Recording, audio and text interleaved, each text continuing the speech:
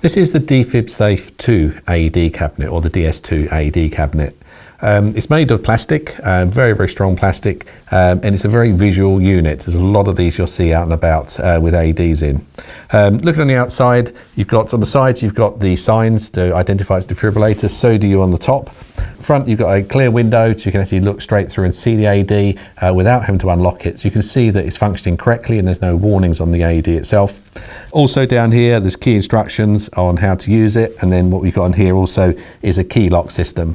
So this is having a lock that the emergency services would have, so if they need to access the unit they can do, and literally just put the code in, turn the handle and it'll open.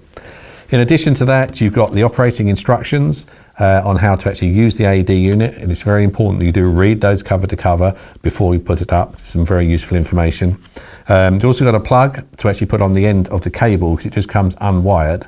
But that said, it's a good idea if you can hardwire AED cabinets into the mains, and you'll need an electrician to do that, because you don't really want to put a plug on where it could be someone unplugs to plug the Hoover in and then forgets to plug the AED in, because that means the heater element will not work, and you'll end up with an AED that's potentially going to get damaged due to the batteries or to the pads themselves. But if you do want to put a plug on, there is one there. Again, make sure a qualified person does that. Also included inside are some washers and the raw bolts themselves. There's 3 fixings that go on, so you need to drill the holes out to the right size. Again, if you are drilling, just be careful when you're putting the actual drill through, you don't get any injuries. So opening the unit up, once you put the code in, you open it up. Then if you look through, you'll then see on the back there's a white card, and on that you'll see the serial number. That's important to keep a track of what the serial number of the unit is. And down the bottom you'll see that's galvanized plating, and that's where the actual heater element is. So it's protected against accidental damage, and that's going to make sure the unit is kept at the right temperature.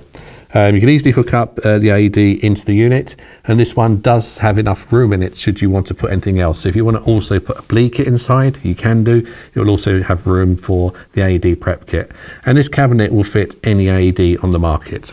So closing it off, just literally close it down, and then you can just lock that to secure it in place, and that's it. That's the DS2. Now when you first get it, if you're not sure what the code is, always look on the front of the instruction leaflet, because the code's printed on the top of it.